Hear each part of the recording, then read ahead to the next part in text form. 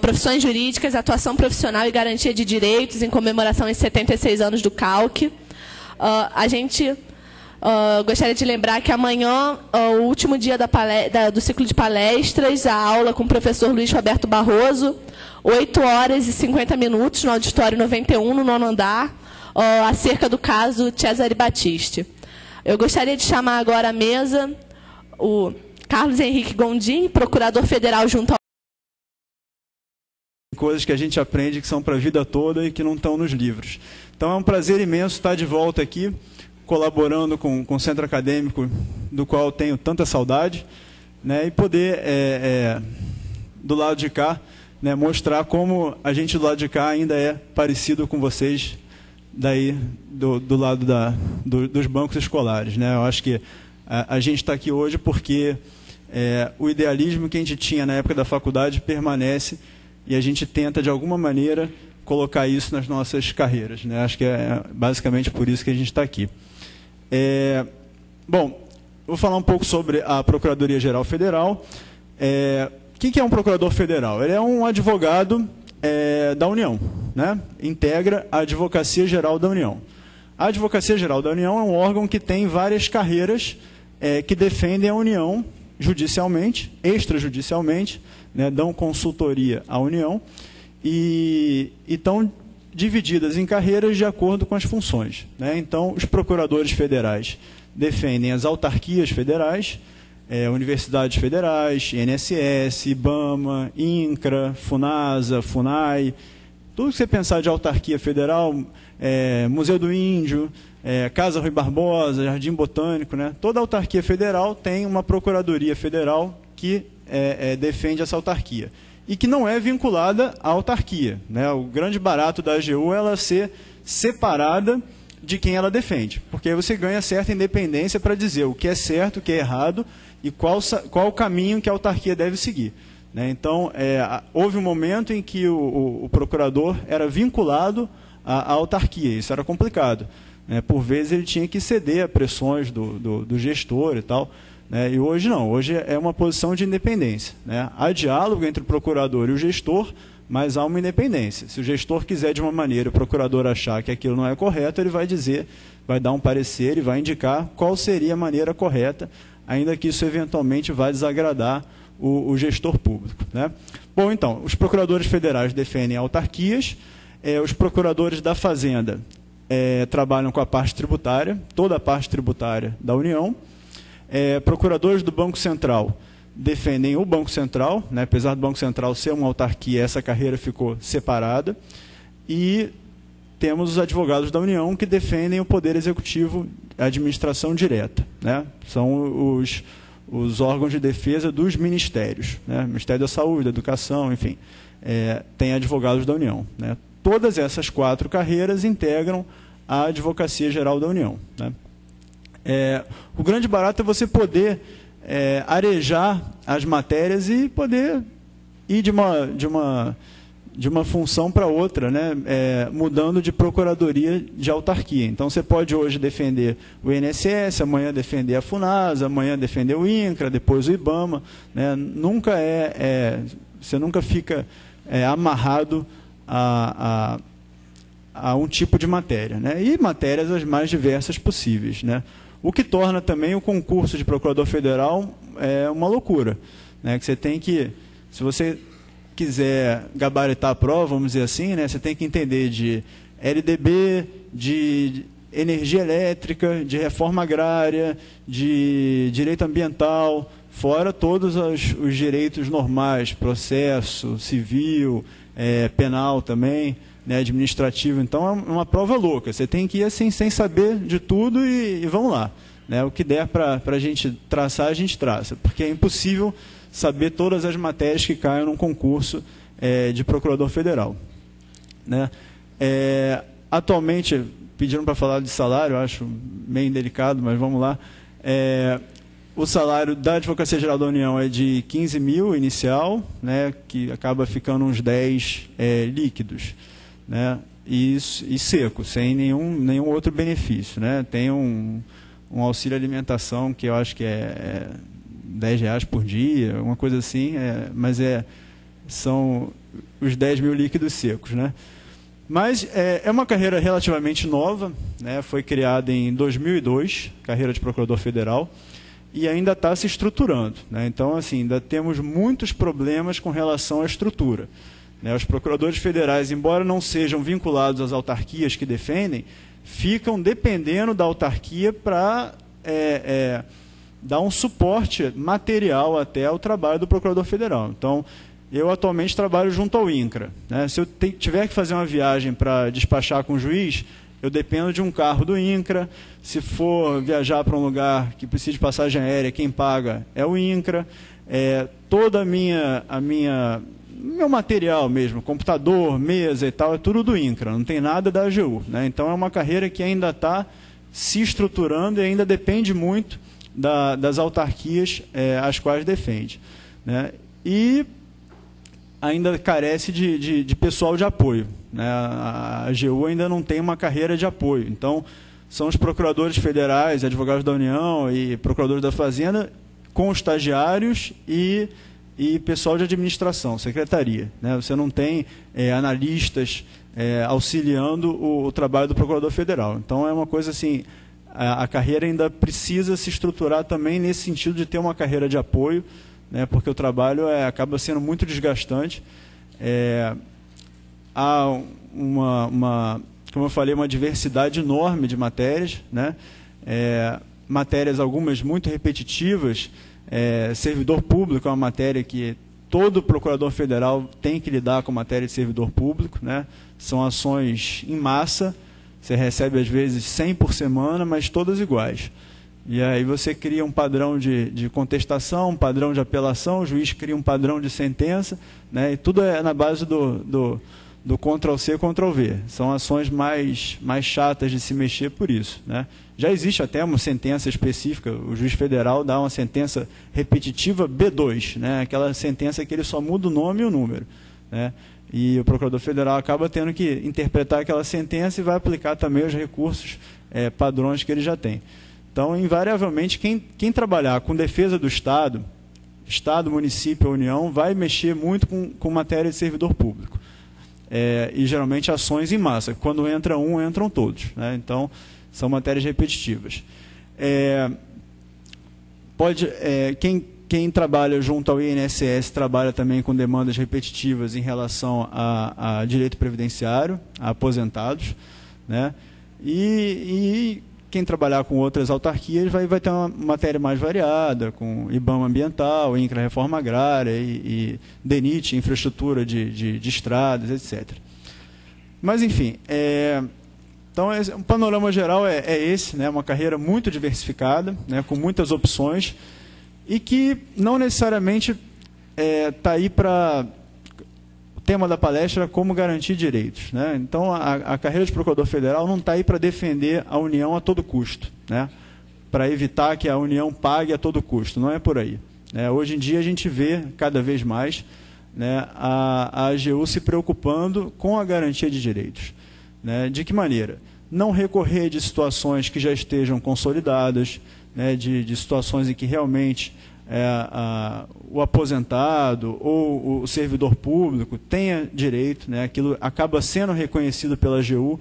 A AGU edita súmulas que permitem aos procuradores federais não entrarem com recurso eternamente para evitar o pagamento de alguma verba, alguma parcela, né? Então, tem várias situações em que a própria AGU reconhece, não, realmente, aqui a União errou, né, e dispensa os procuradores de recorrerem. Isso é muito interessante, né, porque você não tem aquela coisa que acaba tendo, na maioria das vezes, inclusive com os advogados privados, de recorrer até a última instância, né? Então, isso acaba facilitando o acesso do cidadão a seus direitos, sabendo que a União não vai recorrer até o Supremo em tudo quanto é caso, né? Outra situação também interessante é a tentativa de fazer acordos, né? A AGU tem trabalhado muito na questão dos acordos, para permitir que o procurador federal possa, em audiência, reconhecendo que a outra parte tem direitos, né, fazer um acordo. Isso acontece muito com demandas do INSS, né? O aposentado, você constatou ali na audiência que o aposentado realmente tem aquele direito, né? Às vezes é um trabalhador rural que quer uma aposentadoria rural. Você examina a mão dele, vê que ele tem mão calejada, né? Pega testemunhos e vê que a pessoa realmente trabalhou no campo, tem direito à aposentadoria rural, você pode fazer o acordo ali na hora, né? Não precisa nem contestar a todo custo, nem recorrer a todo custo, você já fecha a demanda por ali, isso representa uma economia para a União e também representa a efetivação dos direitos para aquela pessoa, né? No meu caso especificamente, hoje eu estou trabalhando junto ao INCRA, né? Trabalhando com a reforma agrária. E a reforma agrária, não é novidade para ninguém, é uma situação ainda muito mal resolvida no Brasil, né? A gente está com mais de 50 anos de atraso na reforma agrária, né?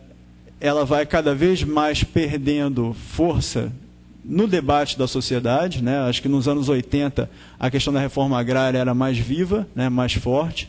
Então é complicadíssimo trabalhar com reforma agrária, com a Procuradoria junto ao INCRA, né? Se você acredita e quer que a reforma agrária se efetive, né? Então, assim, particularmente trabalhar como Procurador Federal junto ao INCRA é sempre um desafio, né? Um desafio porque, primeiro, que os processos são complicadíssimos, não tem solução pronta para nada, né?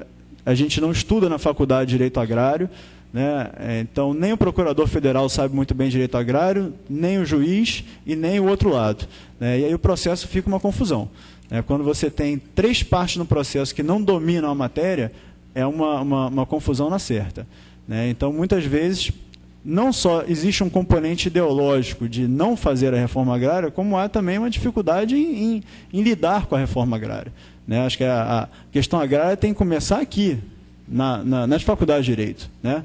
Abrir para o estudante a possibilidade dele, desde cedo, estudar o direito agrário. Então, já tem primeiro essa dificuldade, né? O lidar com a matéria. Depois, há um conservadorismo muito forte no judiciário em relação à reforma agrária, né? A gente tem juízes assim, absolutamente sensíveis às causas sociais, mas, de uma maneira geral, a gente sente a justiça com um papel conservador mesmo, né, de evitar que a reforma agrária se efetive. E eu sinto que, vendo os processos mais antigos, isso se acirrou, né, vamos dizer assim, o judiciário ficou mais conservador nos últimos anos, né? Antigamente era mais simples, há uns 10 anos atrás, era mais simples desapropriar um imóvel improdutivo e constituir um assentamento, né? Hoje é mais complicado, né? Por incrível que pareça, o judiciário ficou mais avesso à reforma agrária, talvez, né, porque, teoricamente, o governo federal ficou mais aberto à reforma agrária nos últimos 8 anos, né?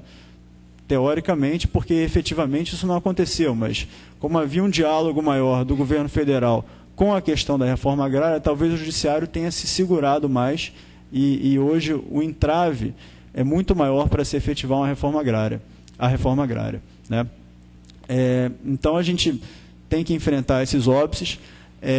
Quando se trata de reforma agrária, às vezes até a questão ambiental é invocada para travar a reforma agrária, né? Tem juízes e Ministério Público, principalmente, né, que tentam evitar uma desapropriação de um imóvel, porque consideram que um imóvel que tenha muita floresta na mão de assentados vai ser desmatado, né? Não se preocupam muito quando o imóvel está na mão do proprietário particular, né? Mas quando estiver sendo explorado por assentados, eles vão devastar a mata e tal. Então, às vezes, até a questão ambiental é usada como argumento para travar a reforma agrária, né? E isso tudo é um grande desafio, né? É um trabalho de formiguinha, de convencimento de cada membro do Ministério Público, de cada juiz, de você mostrar como funciona o assentamento, né, como funciona o processo de desapropriação, muitas vezes, né, para que... E levar os juízes, tem juízes que vão a assentamentos, tem juízes que vão a áreas em conflito para poder conhecer a realidade, poder julgar sabendo com quem eles estão lidando, né, e não só com papel. E isso também... tanto dos procuradores quanto do Ministério Público, isso é importante para saber, para a gente não ficar só no papel, né? Poder saber enxergar as pessoas que estão ali debaixo de uma lona, esperando a criação de um assentamento, que muitas vezes demora 5, 6, 8 anos, né? Eu estou na Procuradoria Federal do INCRA já tem 1 ano e meio e até agora a gente não conseguiu criar nenhum novo assentamento.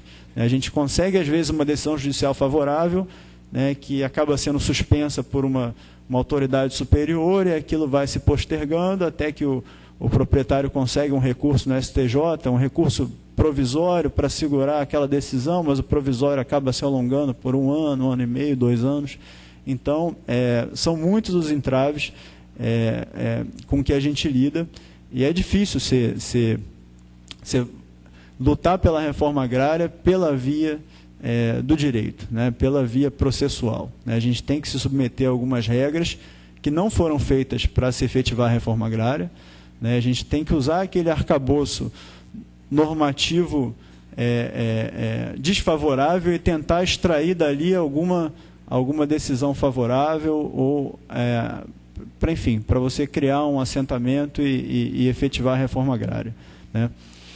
Mas, enfim, tudo isso é desafiador, né? Trabalhar com temas diferentes, trabalhar com temas que gerem uma possibilidade de você criar soluções novas, de você criar ideias diferentes, de você conversar com juízes, com o Ministério Público, às vezes até com colegas procuradores federais que não acreditam na reforma agrária, ou que não sabem lidar com a reforma agrária, né? É um trabalho de formiguinha de convencimento, né? Mas o que eu acho que eu queria falar para vocês é que talvez há uns 2 anos atrás, né, eu não estaria aqui falando que eu estou satisfeito com a minha profissão, que eu realmente encontrei o que eu queria fazer, né?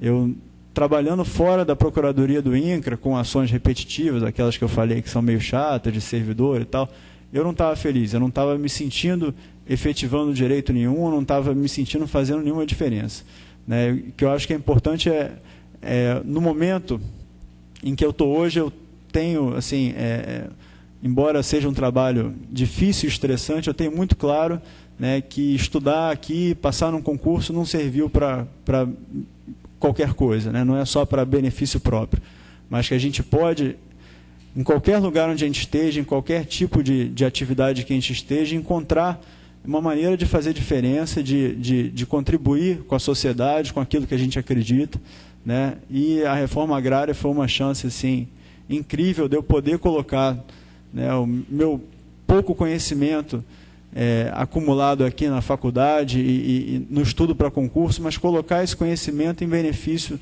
da coletividade, né? Então, eu acho que isso que é importante a gente ter em mente, né? A gente não está aqui numa universidade pública, principalmente, né? A gente sempre falava que a gente não estuda de graça, né? As nossas mensalidades aqui na UERJ são pagas por toda a população do estado do Rio de Janeiro e são caras, né? Então, a gente está aqui para construir um conhecimento que tem que ser devolvido à sociedade, né? Então, acho que a gente tem que buscar de que maneira a gente vai devolver esse conhecimento que foi nos oferecido, né, que a gente vai devolver à sociedade. Enfim, acho que é isso. Vou passar a palavra aos colegas aqui. Obrigado.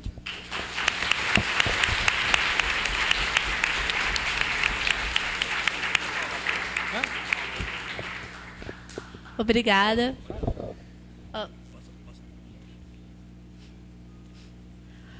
Passo a palavra agora para o defensor público, Leonardo Rosa. Alô, era para passar por Rubens aqui. Sendo bem. assim, então, passa a palavra. Não, eu vou falar antes do juiz. Na audiência a gente fala antes do juiz, né? O juiz sempre fala por último. Boa noite a todos. Primeiro, agradecer o convite aí do Centro Acadêmico, parabenizar pela iniciativa de abrir oportunidades da gente vir aqui falar da nossa profissão, né? Falar o que a gente faz, como funcionam as instituições públicas que estão por aí, Defensoria, Procuradoria Federal, Magistratura, já veio o Ministério Público aqui, me parece, enfim, todos esses órgãos de Estado que compõem o sistema de justiça, né, o sistema de justiça do Brasil. Bom, eu sou defensor público e então me cabe explicar o que é a Defensoria, dar um contorno muito geral, um apanhar muito genérico do que é a Defensoria. Provavelmente vocês já ouviram falar em Defensoria Pública e para que ela serve, como ela funciona. A Constituição, no artigo 5º, inciso 74, garante lá a todos os necessitados a orientação jurídica e gratuita. Portanto, é um direito fundamental de toda pessoa necessitada, ou seja, aquela que não tem recursos para contratar um advogado, para se valer de um patrocínio privado da advocacia, o Estado deve, portanto, garantir a essa pessoa uma assistência jurídica integral e gratuita.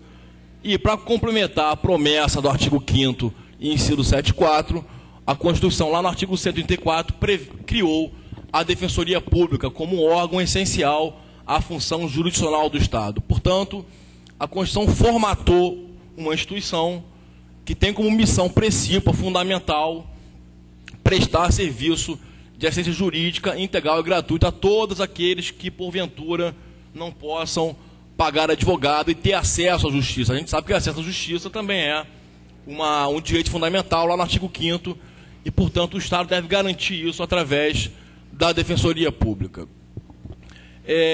Basicamente, no país, nós temos duas espécies de Defensoria Pública, né? A Defensoria Pública da União, que atua basicamente na Justiça Federal, perante a Justiça Federal, e temos a Defensoria Pública dos Estados. Cada Estado deve ter a sua Defensoria Pública. Você deve acompanhar aí que tem uma luta tremenda em alguns estados ainda. Santa Catarina não tem Defensoria Pública, é lamentável isso. Mais de 20 anos depois da Constituição, o governo de Santa Catarina insiste nessa omissão, nesse déficit constitucional de criar a sua Defensoria Pública. Lá há um convênio com a OAB, e a OAB é quem faz as vezes de defensoria. Então, Santa Catarina é um estado ainda que não tem defensoria. Goiás está tendo um concurso público, Paraná acabou de criar por lei, enfim, é uma instituição ainda muito recente, muito incipiente no cenário jurídico brasileiro. A do Rio é a mais antiga, né? A Defensoria do Rio tem já quase 60 anos de idade, historicamente é um período muito curto, né? Mas mesmo assim ainda é a mais antiga. Então cada estado tem que ter a sua Defensoria Pública, e eu vou falar de forma específica aqui da Defensoria Pública do Rio de Janeiro. Como é que a gente funciona, como é que a gente trabalha, qual é a divisão interna de nossas atribuições. Bom, a Defensoria do Rio, ela é provida de inúmeros órgãos de atuação, são vários órgãos que atuam em diversas áreas. Nós temos os órgãos de atuação que são basicamente vinculados aos órgãos do Poder Judiciário. Então, por exemplo, lá lá no órgão do Rubens deve ter um defensor, né? Tem lá um defensor público, uma defensora, né? O Rubens é juiz criminal, então tem um defensor público lá que atua em favor daquelas pessoas que são processadas criminalmente e que não têm advogado. Então esse defensor atua ali na defesa criminal dessas pessoas, que me parece deve ser a maioria lá na vara, o defensor público ou não. Em termos de clientela, né, a defensoria hoje basicamente é o grande escritório de advocacia que existe no país. Então, em cada órgão judiciário, vocês vão encontrar lá um órgão de atuação da defensoria vinculado àquele órgão judiciário, assim como tem um do Ministério Público. Então, o defensor atua ali na vara criminal, atua na vara civil, atua na vara de família, na vara criminal, especialmente na defesa mesmo, né, como órgão de resistência à acusação. Né, na vara de família não, nem na vara civil, aí o defensor pode estar como autor, defendendo o autor ou o réu, e é muito comum nós encontrarmos no mesmo processo tanto o autor quanto o réu, ambos sendo patrocinados pela Defensoria Pública. Então, tirando a área criminal, a atuação do defensor, apesar do nome ser defensor, da ideia é sempre de defesa, né? Não é só nesse sentido estrito de defender, de resistência, sim, defender interesses em juízo. Então, é muito comum na área civil a atuação no polo ativo da demanda como autor e também como réu.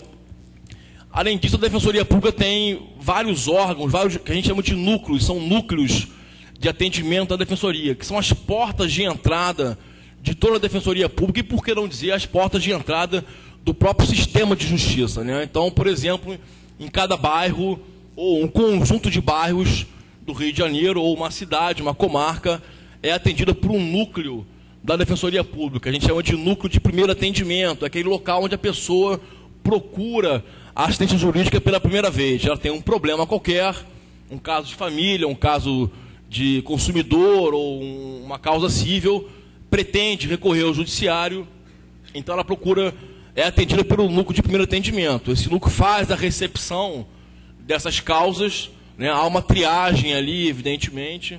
A lei determina, isso é interessante, a lei determina que o defensor público a todo momento tente sempre uma solução extrajudicial, uma conciliação, uma mediação, para não judicializar aquela demanda, né? Nós somos criados, vocês aí, nós fomos ensinados muito na cultura como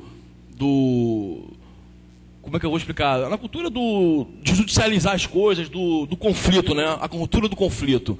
Então a lei determina que nós, defensores, tentamos sempre evitar o conflito, chamar a parte contrária, tentar uma composição, uma mediação, que é sempre melhor do que judicializar aquela demanda. Então, esses núcleos de primeiro atendimento têm essa missão: recepcionar as pessoas, fazer a triagem das causas. Muitas vezes as pessoas vão ali apenas buscando um mero aconselhamento jurídico. Eu vou fazer um contrato, o que eu devo observar? Eu vou me casar, como é que eu faço? Eu pretendo realizar um contrato de locação, me dar uma orientação. Então, muitas vezes a demanda esgota ali, uma mera orientação jurídica mesmo, não tem nada de judicial, não precisa fazer petição inicial. A maioria dos casos não. Na maioria dos casos é necessário que se fazer uma petição inicial para que seja dada entrada, para a pessoa poder judicializar aquela demanda dela e aí resolver no judiciário. Então, esses núcleos de primeiro atendimento são a grande porta de entrada mesmo da defensoria. Eu me arrisco a dizer aqui hoje que a defensoria aí é responsável, eu não sei se eu vou falar besteira em números, mas sei lá, 60% a 70% das causas que são levadas ao judiciário hoje, elas provêm da defensoria pública, né? Isso é muito fácil de explicar. A maior parte da população hoje é carente de recursos. Pagar um advogado não é algo muito barato, né? É um serviço relativamente caro e deve ser pela qualidade do advogado. Então as pessoas recorrem à defensoria. E tem sido muito comum a classe média, né? A classe média tem recorrido muito à defensoria pública para recorrer ao judiciário. E isso tem levado um embate, está havendo um embate entre aspas, né? Entre a defensoria pública e a OAB. Porque isso retira clientes da OAB, evidentemente, dos advogados que precisam trabalhar. Então, há alguns projetos de lei no Congresso Nacional rolando aí que pretendem estipular um valor, uma quantia, limite, para que a pessoa seja atendida pela defensoria. Porque quem é o cliente da defensoria? É aquele que não pode pagar advogado, que não tem recursos suficientes para o seu próprio sustento e de sua família. Mas é um conceito subjetivo isso, genérico, né? Mas, por exemplo, uma pessoa que ganha 10 mil reais pode ser cliente da defensoria? Sim, claro que pode, desde que ela comprove que com os 10 mil reais que ela ganha mensalmente, ela não pode pagar um advogado. Isso é muito comum na área do consumidor. Não sei se alguém viu o Globo Repórter sexta-feira à noite, aí passou uma matéria sobre superendividado, daquela pessoa que por vários fatores tem uma dívidas astronômicas e não tem capacidade de pagar aquela dívida. E essas pessoas muitas vezes ganham bem, têm um salário razoável, só que por motivos extraordinários, doença em família, enfim, se endividam a tal ponto que não conseguem saldar suas próprias dívidas. E aí essa pessoa passa a ser cliente da defensoria, o superendividado. Então há alguns projetos de lei tentando limitar, dizendo, olha, só pode ser atendido pela defensoria quem ganha até 2 salários mínimos. Dali para cima não pode mais. Há uma tendência atual de querer limitar isso, me parece inconstitucional, porque vai limitar o próprio acesso à justiça, né? Enfim, então a defensoria atua também, como eu ia dizendo, através desses núcleos e tendo em vista, né, a complexidade da sociedade, o avanço tecnológico, enfim, o próprio avanço da ciência, né, a defensoria se viu obrigada a criar alguns órgãos que nós chamamos de núcleos temáticos ou núcleos especializados. São órgãos que se dedicam a uma área específica do direito. Então, por exemplo, nós temos hoje o núcleo do consumidor, que já existe há 20 anos, mas hoje tem uma demanda muito boa, cresceu muito nos últimos anos, principalmente com o Código do Consumidor para cá, de 90 para cá. Nós temos o núcleo do sistema penitenciário, que são defensores que atuam só nos presídios do Rio de Janeiro. Nós temos o núcleo de atendimento da pessoa idosa, que requer um atendimento especializado. Né? A pessoa idosa tem umas características próprias. O núcleo de atendimento de pessoas portadores de necessidades especiais.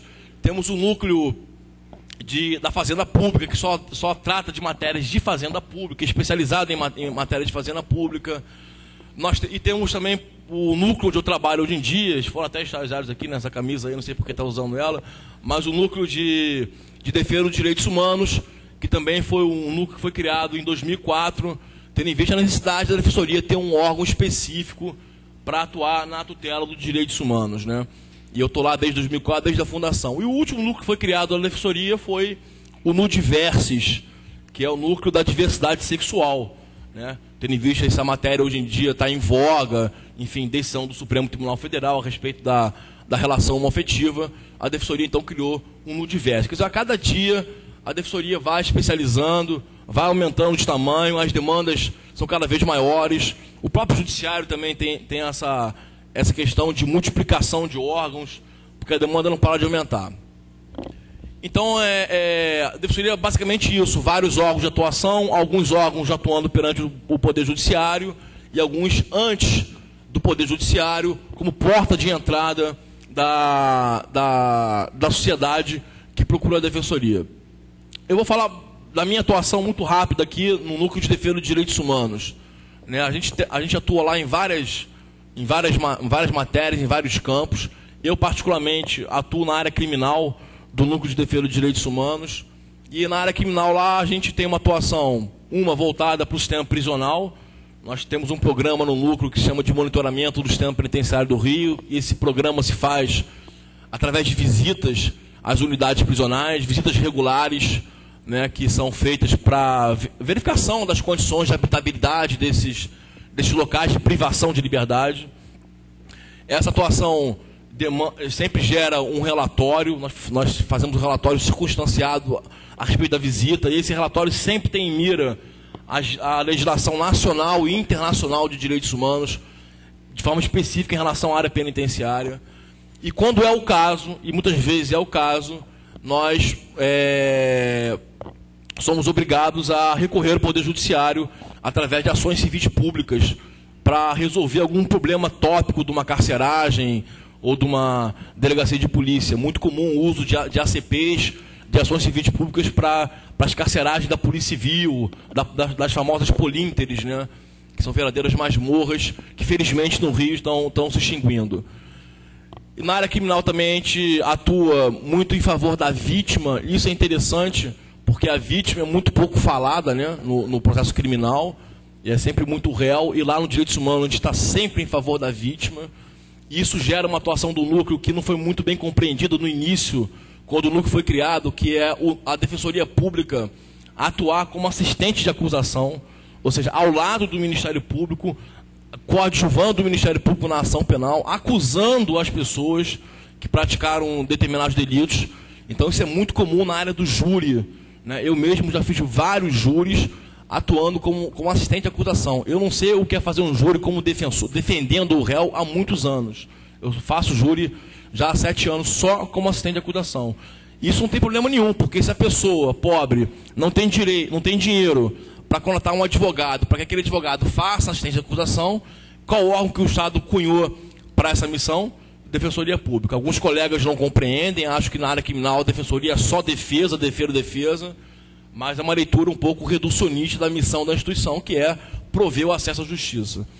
Então a gente atua muito também como assistente de acusação, inclusive já fizemos júri contra defensores na defesa do réu, defendendo o réu em plenário, e nós como assistente de acusação, problema nenhum, é uma atuação até que foi inédita aqui no Rio de Janeiro, mas foi feita sem a menor conflito, sem menor problema no plenário do júri. Hoje isso já é um pouco mais aceito. Na área criminal também, nós atuamos acompanhando inquéritos policiais, comparecendo em delegacia de polícia, em situações de conflito de rua, também é muito comum o núcleo comparecer pessoalmente lá para tentar resolver aquela situação conflituosa. Enfim, é uma gama muito grande de atribuições, e dentro dessas atribuições já também um ponto interessante que o Núcleo de Defesa dos Direitos Humanos começou a fazer em 2004, que é o acesso ao Sistema Interamericano de Direitos Humanos, né? A gente sabe que existe um sistema regional de proteção de direitos humanos, que é o Sistema Interamericano de Direitos Humanos, composto basicamente pela Comissão Interamericana de Direitos Humanos, que é a porta de entrada do sistema, e a Corte Interamericana de Direitos Humanos, que acabou de condenar o Brasil aí no caso do Araguaia, né? Enfim, e a Defensoria, então, em alguns casos, quando os mecanismos internos, né, que existem no Brasil não são suficientes, não são aptos, não são idôneos a proteger aquela situação, a tutelar um direito da pessoa humana. Então a gente recorre ao sistema interamericano como meio subsidiário, supletivo de proteção. Isso a Defensoria Pública do Rio vem fazendo, né? Não são todos os casos, óbvio, há uma série de requisitos para que você recorra ao sistema interamericano de direitos humanos, mas ainda é um mecanismo muito pouco conhecido, muito pouco explorado. Pelo menos na minha época de faculdade não se falava disso, não existia nenhuma matéria, uma cadeira específica no curso de Direito para falar de direitos humanos, muito menos de sistema interamericano de proteção de direitos humanos. Mas lá nós temos feito isso com uma certa regularidade, né? Tivemos sucesso num caso aqui da Poli Interneves, em São Gonçalo, que é um local de privação de liberdade muito complicado, em que cabem 40 pessoas, 50 pessoas, e tinham 1000 pessoas ali alocadas. Para vocês terem noção, Neves é um local em que era um estábulo, era um curral, né? Como não serviu para acautelar os cavalos, eles tiraram os cavalos e colocaram as pessoas, né? E aí, como o recurso interno não se mostrou apto, nós recorremos ao sistema interamericano, à Comissão Interamericana de Direitos Humanos, e a Comissão Interamericana de Direitos Humanos então deferiu uma medida cautelar contra o Estado brasileiro, porque, entre aspas, o réu lá no sistema não é o Estado do Rio de Janeiro, é o Brasil, né? É o Estado brasileiro. Então, medidas cautelares para proteção daquelas pessoas que se encontram presas em Neves. Digo a vocês que depois de 2 anos, infelizmente, o Estado quase ou praticamente não cumpriu nenhuma das medidas cautelares que foram decretadas pela Comissão Interamericana. Evidentemente que isso lá na frente, esse caso pode ser levado à Corte Interamericana de Direitos Humanos pela Comissão, e o Brasil sofreu uma nova condenação por violação aos direitos humanos. Bom, gente, é muito rápido a minha abordagem, mas dizer a vocês que defensor público é uma carreira muito bonita, muito legal, é sacrificante como qualquer outra carreira, né? Tem a sua peculiaridade. Nós somos uma instituição nova, temos muitas carências, embora a Defensoria do Rio ainda seja, até onde eu sei, a mais bem aparelhada do Brasil, por ser a mais antiga. Mas temos carências de defensores, de funcionários, como todo o serviço público, né? O Carlos falou lá, na Procuradoria Federal também tem esse problema de pessoal de apoio. Mas é uma carreira bonita em que quem tem interesse de ser defensor público, fazer concurso, vai se satisfazer, vai ter uma satisfação profissional de atender a pessoa pobre, aquela pessoa que está ali, às vezes, você é o último recurso que ela procura, né? Você é a tábua de salvação dela. Se não for você, talvez ela pode sofrer danos irreversíveis e você, então, ali tem que dar uma solução para o caso dela, muitas vezes recorrendo ao Poder Judiciário, porque, infelizmente, nesse país, o Poder Judiciário talvez seja o único dos poderes que ainda assegura algum direito nesse país, né? Porque executivo e legislativo, a gente sabe que são absolutamente falhos, principalmente o executivo. Então, é muito gratificante você ajudar uma pessoa pobre mesmo, às vezes um miserável, que está ali e que muitas vezes não está cheirando bem, porque não toma banho, e está morrendo de fome, né? Que não tem dinheiro nem para ir embora, você depois não tem que pagar a passagem da pessoa para a pessoa ir embora. Mas o fato de você atender a pessoa e a pessoa sair dali insatisfeita, vejam, às vezes a pessoa fica satisfeita só de você falar com ela, porque ela ser atendida por uma pessoa com terno e gravata é assim um evento na vida dela, né? Porque jamais ela imagina que alguém que tem terno e gravata vai se dispor a ouvi-la com paciência, com atenção, enfim, dar a devida importância ao seu caso. Então isso é muito gratificante. Por defensor público, eu, enfim, estou lá há 12 anos, não pretendo sair, só saio se me tirarem, eu acho que não me tiram, e vou ficar lá até morrer, né, ou até me aposentar, e convido a quem quiser ser defensor, que seja, é muito legal, mas que tenha vocação, que vá para lá com vocação para a Defensoria Pública, e aquele que queira ser juiz, promotor, procurador federal, que siga a sua carreira. Mas aqueles que queiram ser defensores, por favor, venham, nós estamos precisando, e tenho certeza que vocês vão gostar. Valeu, galera. Obrigado pela atenção aí. Dá-lhe Mengão hoje de noite, hein?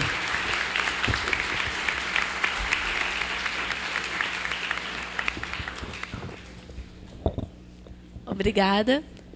Chamo agora o juiz Rubens Casara.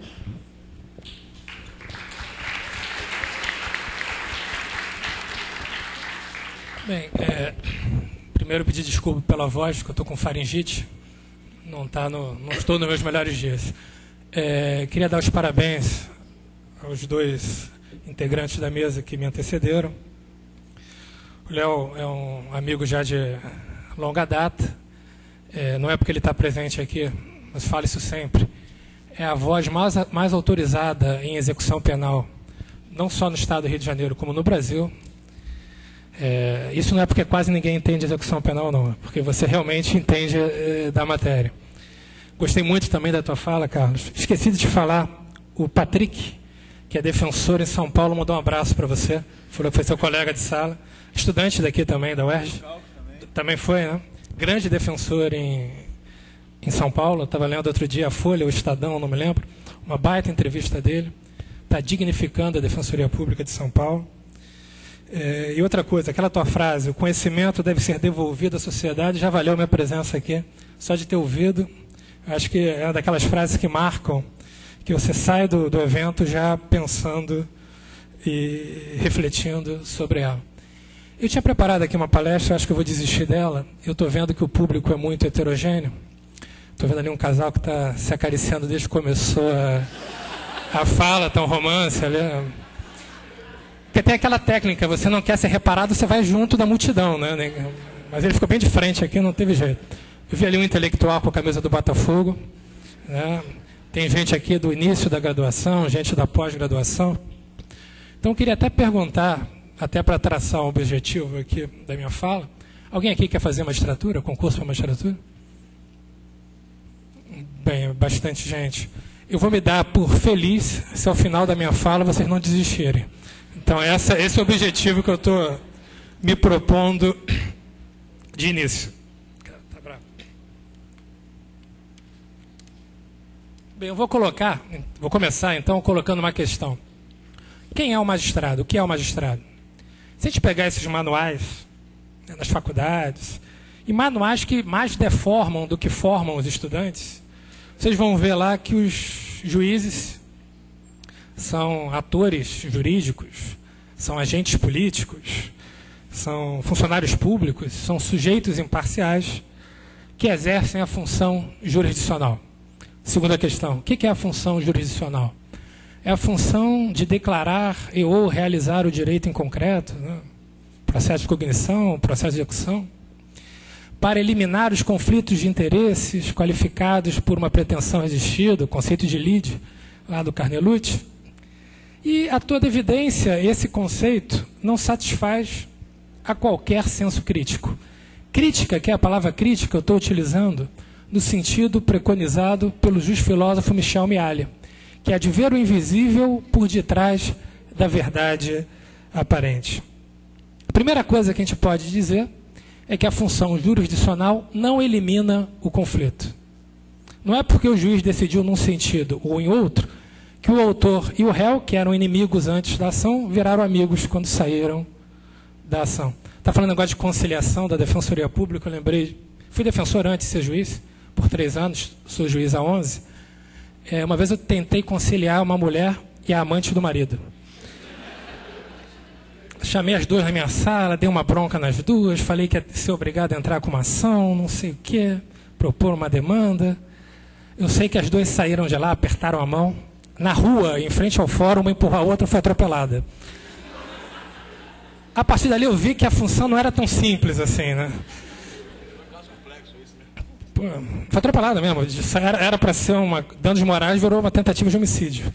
Quer dizer, o que eu estou dizendo? Que muitas vezes, depois que a demanda é proposta, o conflito não só permanece, como às vezes potencializa. Então, qual a conclusão que eu estou chegando? Que a função do juiz, do magistrado, é uma função simbólica, está no plano do simbólico. O magistrado entra como se fosse a interdição. Em termos freudianos, seria o super-eu ou super-ego. Aquilo que é um basta que se dá a uma determinada situação. Na melhor das hipóteses, um basta simbólico, porque o problema continua. Na melhor das hipóteses, o Miranda Rosa, que era um desembargador e sociólogo, uma das primeiras pessoas a trabalhar sociologia jurídica, ele dizia que a função do Poder Judiciário era de acomodação aos olhos do Estado. Para o Estado, aquele problema está acomodado. Não é que ele tenha deixado de existir. E não dá para acabar com o conflito. O conflito é da própria É inerente à ideia de sociedade. Não existe sociedade sem conflito. E ainda bem que existe conflito. Porque se não existisse conflito, a sociedade não evoluía, não melhorava. Não melhorava. E aí, o primeiro problema. Se a função do judiciário é uma função de interdição, ser o juiz interdição, isso atende às necessidades de uma sociedade de capitalismo tardio, no qual as promessas da modernidade nunca saíram do papel? Eu faço um outro parêntese. Quais são as promessas da modernidade? Se nós pegarmos a Revolução Francesa como ponto ideal retirado da história que simbolize a modernidade, eu não estou nem muito certo disso, mas vamos pegar a Revolução Francesa. As promessas da modernidade seriam liberdade, igualdade e fraternidade, que são mitos liberais burgueses. São crenças que nunca saíram do papel. Nós somos livres? Se você virar para uma criança que está cheirando cola na Cinelândia e fala para ela, olha meu filho, seja feliz porque você não mora em Cuba. Aqui você mora no Brasil, você pode visitar a Disneylândia na hora que você quiser. Ela vai rir da tua cara.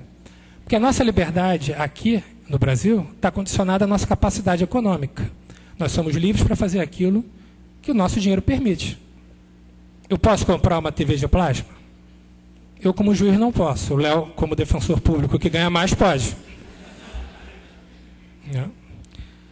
Carlos também, porque o salário dele, bruto, é inferior ao meu, mas ele pode advogar. Então ele tira 3 vezes o salário dele na advocacia privada.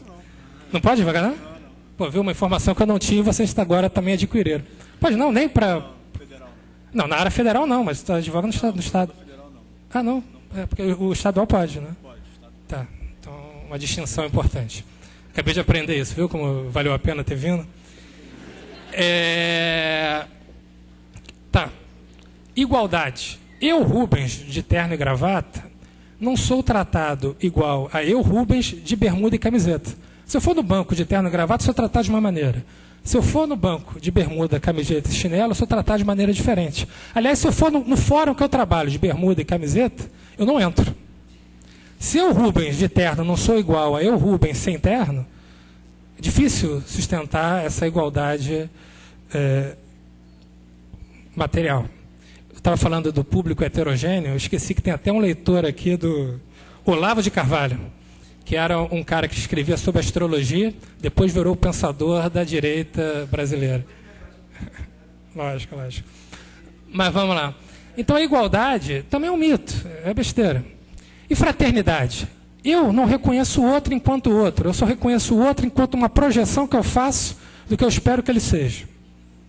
Por isso relacionamentos não dão certo, porque você não gosta da pessoa, tu não gosta da tua namorada, da tua mulher. Você gosta daquilo que tu espera que ela seja. E no início ela engana, ou ele engana, né? Por isso você se apaixona. Aí, aos poucos você vai conhecendo o verdadeiro eu de cada um. E você vai perdendo a paixão. O Oscar Wilde tinha uma frase sensacional que quanto mais você conhece uma pessoa, menos você gosta dela. Não é para vocês desanimarem não, tá, gente? Mas é mais ou menos por aí. Eu passo por cima do garoto que está dormindo na porta do meu edifício e não presto atenção nele. Ele adquire uma espécie de invisibilidade social. Agora, quando esse garoto pega no revólver e vai me assaltar na rua, eu presto atenção nele. Não para tentar identificar o problema que levou ele a pegar uma arma para me assaltar.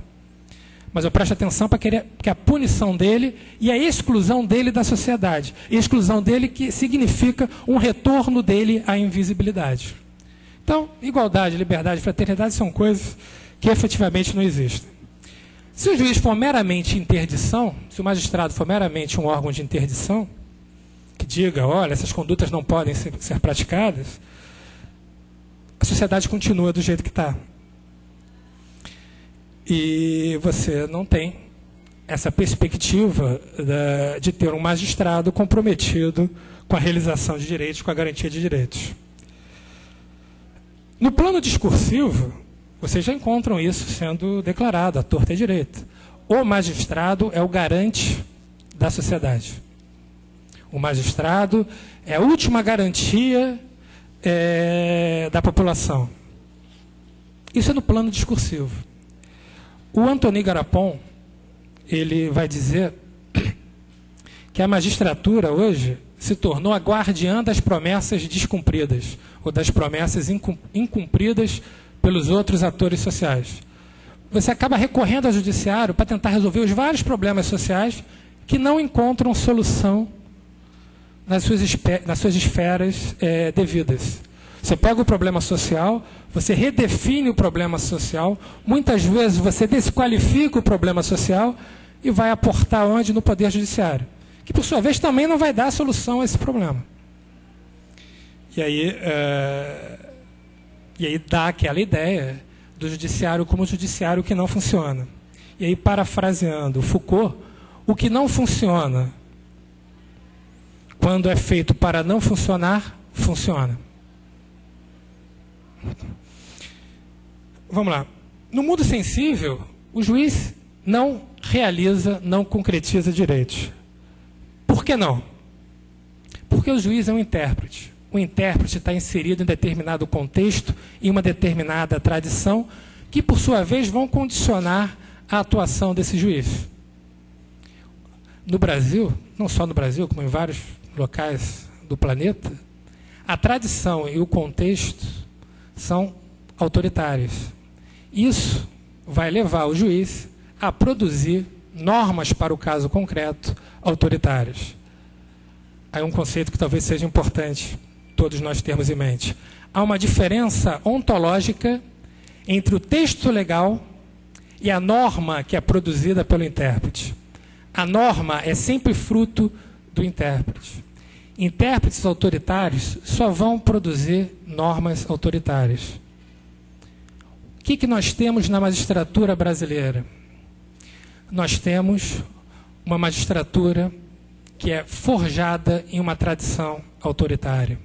O diagnóstico que o Garapon fez para a França se aplica ao Brasil. A magistratura está numa encruzilhada entre uma origem aristocrática e uma tentação populista.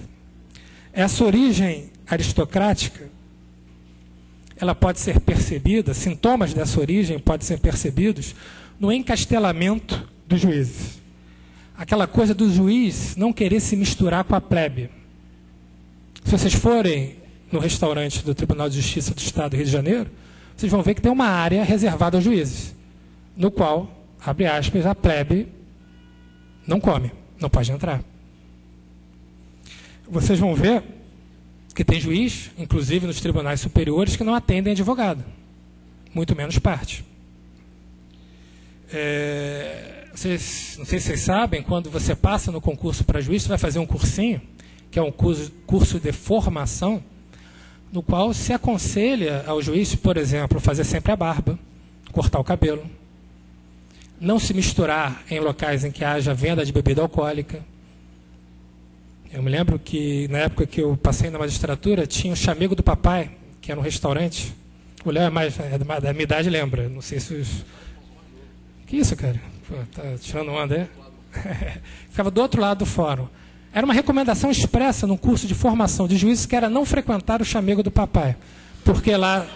Foi dito isso, está gravado. Porque lá tem muitos advogados. É quando você for jogar futebol, perguntar ou prestar atenção se não tem nenhuma parte jogando futebol. Porque se tiver, você não pode jogar. São situações engraçadas. Eu me lembro que eu fui para uma comarca do interior, Itaperuna. Não sei se alguém aqui conhece. Tem um pessoal aqui de Itaperuna. Itaperuna é longe pra caramba, e é quente. Mas é legal, é uma cidade gostosa. E eu fui jogar um futebol. Pô, pênalti, pediram para eu bater. Chutei para fora. Manchete no jornal do dia seguinte. Time do juiz perde porque ele desperdiça um pênalti. Até ali estava no plano engraçado. Mas eu fui chamado por um juiz, que era o meu supervisor, para dizer que eu não devia ter jogado futebol, que era no campo da OAB.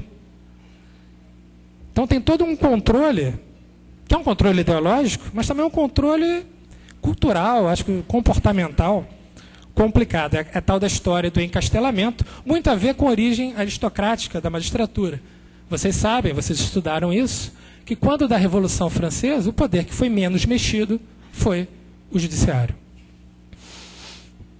Também tem a tal da tentação populista. O que é isso? É o julgar para agradar a maioria.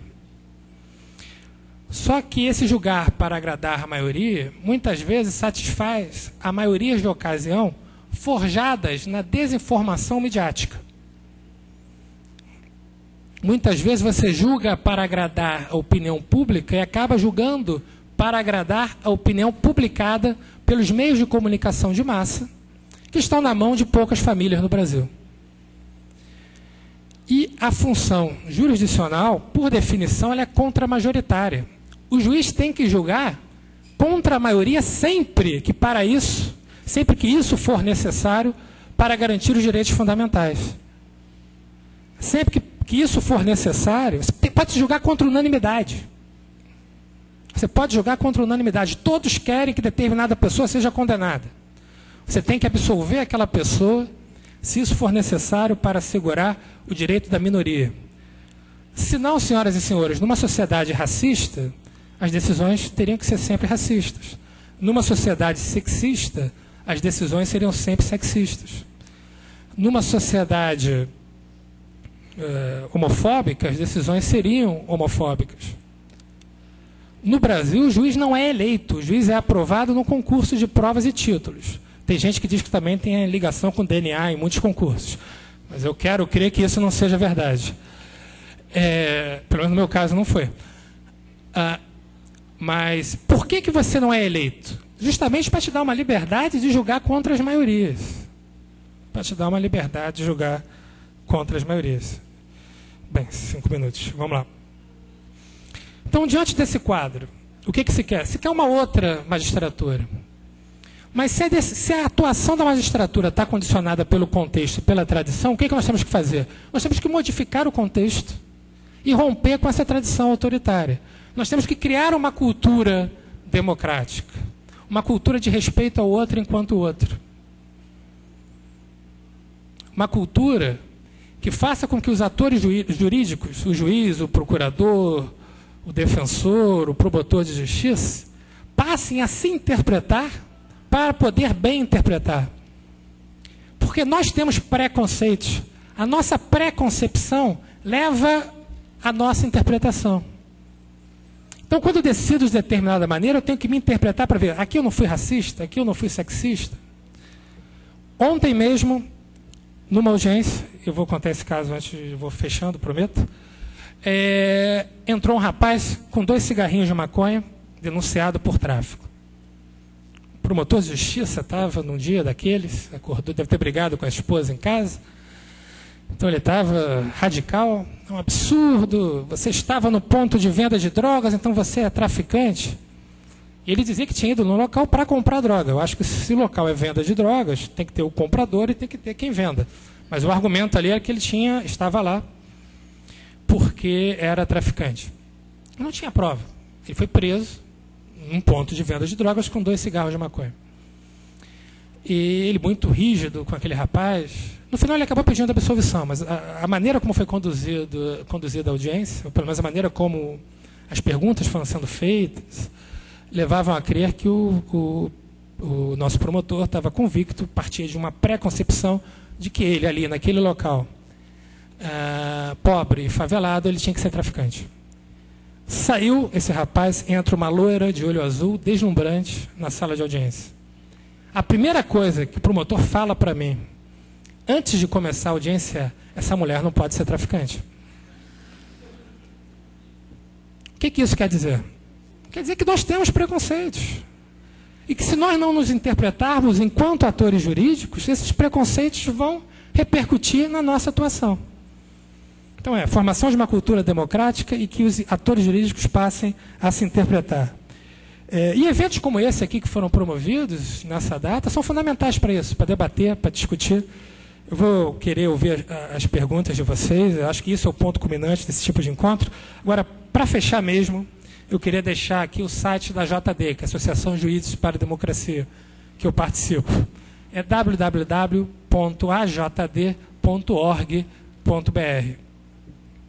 É uma associação de juízes de âmbito nacional, que deve ter aproximadamente 50 membros, de toda a magistratura do Brasil. Atuantes por aí, mas filiados uns 100 no máximo. Isso num ambiente que tem mais de 40 mil pessoas, né? Então vocês podem ver que, embora façamos barulho, não somos muito representativos. E ali a gente debate algumas coisas, de vez em quando a gente faz algumas notas, e vai ser um prazer contar com vocês lá na nossa lista de debates. Muito obrigado.